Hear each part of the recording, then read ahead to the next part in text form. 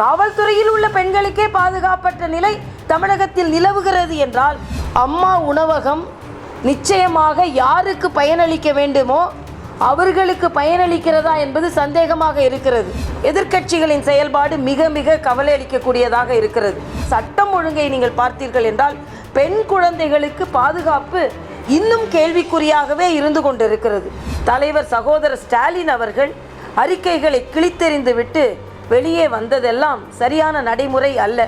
பள்ளி அறையில் ஒரு பெண் குழந்தை கொல்லப்படுகிறது, ரயில் நிலையத்தில் ஒரு பெண் குழந்தை கொல்லப்படுகிறது. ஆக இவையெல்லாம் என்ன என்று எனக்கு புரியவில்லை. சமீபத்தில் நடந்த கருத்து கணிப்பில் கூட 65% மேல் மோடி தான் மறுபடியும் பிரதமராக வர வேண்டும் என்று கருத்து சொல்லியிருக்கிறார்கள். ஏனென்றால் அவ்வளவு நல்ல திட்டங்களை பாரதிய ஜனதா கட்சி அரசு கொடுத்து கொண்டிருக்கிறது. ஆனால் தமிழக அரசை பொறுத்தமட்டில் ஆட்சி பொறுப்பில் அமர்ந்து 100 நாட்கள் முடித்திருக்கிறோம் என்று கொண்டாடி கொண்டிருக்கிறார்கள். ஆனால் மக்கள் திண்டாடி கொண்டிருக்கிறார்கள். சமீபத்தில் வந்த கணக்கு தணிக்கை குழுவின் அறிக்கையை நீங்கள் பார்த்தீர்கள் என்றால், அம்மா உணவகம் நிச்சயமாக யாருக்கு பயனளிக்க வேண்டுமோ அவர்களுக்கு பயனளிக்கிறதா என்பது சந்தேகமாக இருக்கிறது. அங்கே சப்பாத்தி செய்யும் இயந்திரங்கள் வாங்கியதில் கூட முறைகேடுகள் இருக்கிறது என்ற செய்தி நமக்கு வருத்தம் அளிக்கிறது. அதே போல மடிக்கணினி வழங்குவது, அங்கே அவர்கள் படிக்கும் பருவத்தில் இல்லாமல் படிப்பை முடிக்கும் பருவத்தில்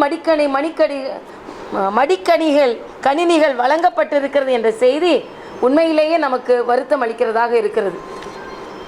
அது மட்டுமல்ல, பல இடங்களில் பல திட்டங்களுக்கு கூவத்தை சுத்தப்படுத்துவதாக இருக்கட்டும், சாலையை மேம்படுத்துவதாக இருக்கட்டும், எல்லா விதத்திலும் ஊழல் நடந்திருப்பது, முறைகேடுகள் நடந்திருப்பது, முறையாக பணம் செலவிடப்படாமல் இருப்பது உண்மையிலேயே வருத்தம் அளிக்கிறது. அதனால் தமிழக முதலமைச்சர் இனிமேல் வரும் திட்டங்களில் தனி கவனம் செலுத்த வேண்டும் என்பதும், மடிக்கணினிகள் வாங்குவதில் முறைகேடுகள் மட்டுமல்ல, அதற்கு பயிற்சியாளர்களை தேர்ந்தெடுத்து அதற்கு பயிற்சி கொடுப்பதிலும் பின்னடைவை தமிழகம் சந்தித்து கொண்டிருக்கிறது என்பதும் கணக்கு தணிக்கை குழுவின் கருத்தாக இருந்து கொண்டிருக்கிறது. அதனால் தமிழக அரசு, இன்னும் சொல்ல போனால் சட்டம் ஒழுங்கை நீங்கள் பார்த்தீர்கள் என்றால் பெண் குழந்தைகளுக்கு பாதுகாப்பு இன்னும் கேள்விக்குறியாகவே இருந்து கொண்டிருக்கிறது. அதற்கும் தமிழக முதலமைச்சர் அவர்கள் தனி கவனம் செலுத்த வேண்டும் என்று நான் கேட்டுக்கொள்கிறேன். இன்று மழை வர ஆரம்பித்திருக்கிறது. போன முறையே சென்னை தத்தளித்தது. இப்பொழுது நான் நேரடியாகவே பார்க்கிறேன், சாலைகளில் இந்த மழைக்கே மதுரையின் தெருக்களில் தண்ணீர் தேங்கி நிற்கிறது. அதனால் மழைநீர் வடிகாலை மேம்படுத்துவதற்கும் ஆற்று கால்வாய்களை தூர்வாருவதற்கும் நமக்கு கிடைக்க வேண்டிய தண்ணீர் எந்த விதத்திலும் வீணாகாமல் கடலில் கலக்காமல் அது விவசாயிகளுக்கு பயன்பெறும் அளவிற்கு நல்ல செயல்பாடுகளை தமிழக அரசு மேற்கொள்ள வேண்டும் என்றும் பாரதிய ஜனதா கட்சியின் சார்பில் நான் கேட்டுக்கொள்கிறேன். தமிழக முதலமைச்சர் ஒரு கருத்தை சொல்கிறார், ஆனால் வெளியில் நிலவும் நிலைமை வேறுபாடாக இருந்து கொண்டிருக்கிறது. தேவாலயத்திற்குள் ஒரு பேராசிரியர் கொல்லப்படுகிறார், பள்ளி அறையில் ஒரு பெண் குழந்தை கொல்லப்படுகிறது, ரயில் நிலையத்தில் ஒரு பெண் குழந்தை கொல்லப்படுகிறது, நடு ரோட்டில் திருச்சியில் ஒரு பெண் குழந்தை வெட்டப்படுகிறது. ஆக இவையெல்லாம் என்ன என்று எனக்கு புரியவில்லை. ஆக இவர்களெல்லாம் பாதுகாக்கப்பட வேண்டியவர்கள், வருங்காலத்தில் வாழ வைக்க வேண்டிய ஒரு அரசாங்கம் இவர்களெல்லாம் உயிரிழப்பதற்கு காரணமாக சரியான பாதுகாப்பு இல்லாமல் இருக்கிறது என்பது மட்டுமல்ல, நேற்றைய தினம் காஞ்சனா என்ற பெண் காவலர் சட்டமன்ற அலுவலகத்திற்குள்ளேயே தீக்குளிக்க முயன்றிருக்கிறார். முதலமைச்சர் எந்த வழியாக போவார்களோ அந்த வாசலுக்கே ஓடி சென்றிருக்கிறார். ஏனென்றால் தனக்கு பாதுகாப்பில்லை என்று அவர் சொல்லியிருக்கிறார். எத்தனையோ முறை மேலதிகாரிகளிடம் முறையிட்ட பின்பும் எனக்கு சரியான நடவடிக்கை இல்லை என்று நான் இப்பொழுது சொன்ன மாணவியாக இருக்கட்டும், பல பேராசிரியையாக இருக்கட்டும், பெண்களாக இருக்கட்டும், பல துறைகளில் பணிபுரியும் பெண்களாக இருக்கட்டும், காவல்துறையில் பணிபுரியும் பெண்களுக்கும் இத்தகைய நிலைதான் என்றால், காவல்துறையில் உள்ள பெண்களுக்கே பாதுகாப்பற்ற நிலை தமிழகத்தில் நிலவுகிறது என்றால் இது சற்று யோசிக்க வேண்டிய விஷயம் என்பதை தமிழக முதலமைச்சர் தயவு செய்து கண்காணித்து அதற்கான நடவடிக்கைகளை மேற்கொள்ள வேண்டும். ஏனென்றால் பாரதிய ஜனதா கட்சியை பொறுத்தமட்டில் பாராட்ட வேண்டியதற்கு நிச்சயமாக நாங்கள் பாராட்டுகிறோம்.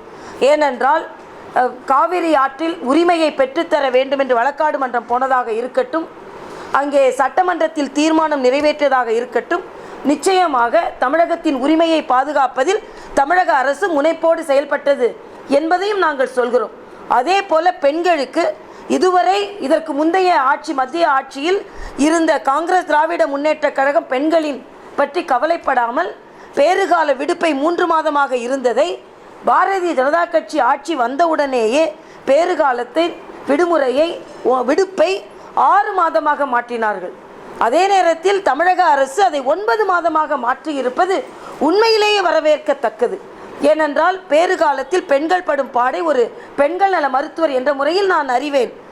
அதையும் மீறி இப்பொழுது மத்திய அரசு ஆண்களுக்கும் விடுப்பு கொடுக்கலாமா என்பதையும் யோசித்து வருகிறார்கள்.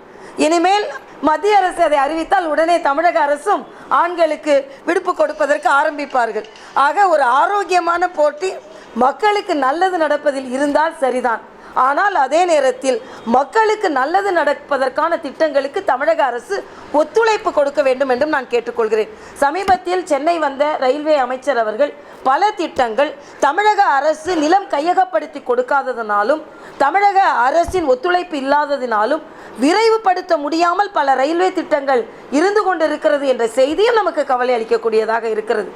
அதனால் தமிழக அரசு இந்த 100 நாட்களை கொண்டாடுவதைப் போலவே வருங்காலத்திலும் மக்கள் இந்த ஆட்சியை கொண்டாடும் அளவிற்கு நல்ல திட்டங்களை விரைவாக செய்ய வேண்டும். குறிப்பாக பள்ளிக்கல்வித்துறையில் பல காலியிடங்கள் இருக்கிறது, காவல்துறையில் பல காலியிடங்கள் இருக்கிறது. இந்த காலியிடங்கள் எல்லாம் நிச்சயம் நிரப்பப்பட வேண்டும் என்பதும் நமது கோரிக்கையாக இருக்கிறது. அதனால்தான் காவலர்களுக்கே பாதுகாப்பற்ற நிலை ஏன் வருகிறது என்றால் 20,000 காலி பணியிடங்கள் காவல்துறையில் இருக்கிறது. இதையெல்லாம் தனி கவனம் செலுத்தி முதலமைச்சர் அவர்கள் கவனம் செலுத்தி அந்த இடங்களை நிரப்பினாலே நல்லது நடக்கும் என்பதை நான் இங்கே வலியுறுத்துகிறேன். எதிர்க்கட்சிகளின் செயல்பாடு மிக மிக கவலை அளிக்கக்கூடியதாக இருக்கிறது. நேற்றைய முன்தினம் சட்டமன்றத்தில் எதிர்க்கட்சி உறுப்பினர்கள் நடந்து கொண்டது ஆரோக்கியமான நடைமுறை கிடையாது. அதுவும் குறிப்பாக எதிர்க்கட்சி தலைவர் சகோதரர் ஸ்டாலின் அவர்கள் அறிக்கைகளை கிழித்தெறிந்துவிட்டு வெளியே வந்ததெல்லாம் சரியான நடைமுறை அல்ல.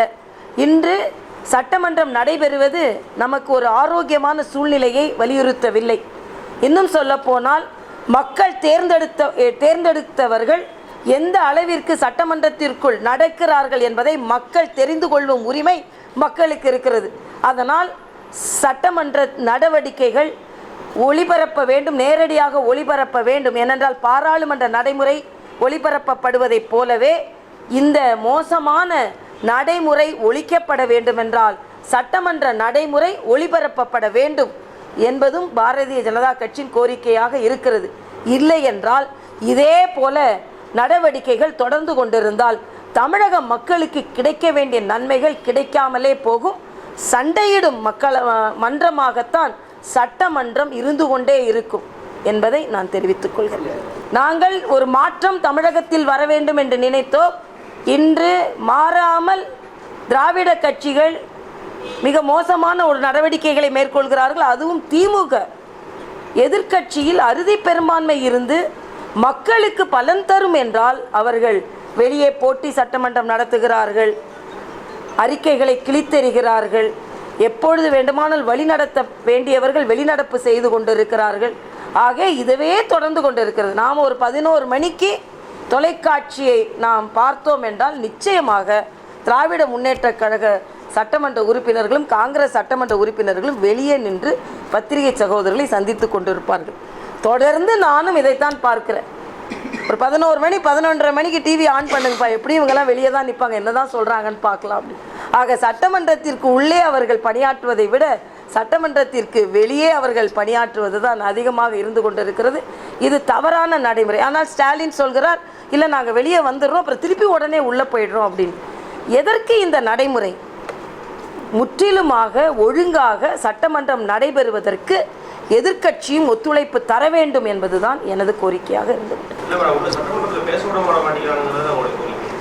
சட்டமன்றத்தில் பேச விட வேண்டும் என்பதும் நாங்கள் கோரிக்கையாகத்தான் வைக்கிறோம். நாங்கள் அதற்காக ஒருதலை பட்சமாக கருத்து சொல்லவில்லை. ஆனால் கொடுத்த நேரத்தில் அதை எதிர்க்கட்சிகள் பயன்படுத்துகிறார்களா என்பதையும் நாம் பார்க்க வேண்டும் அல்லவா?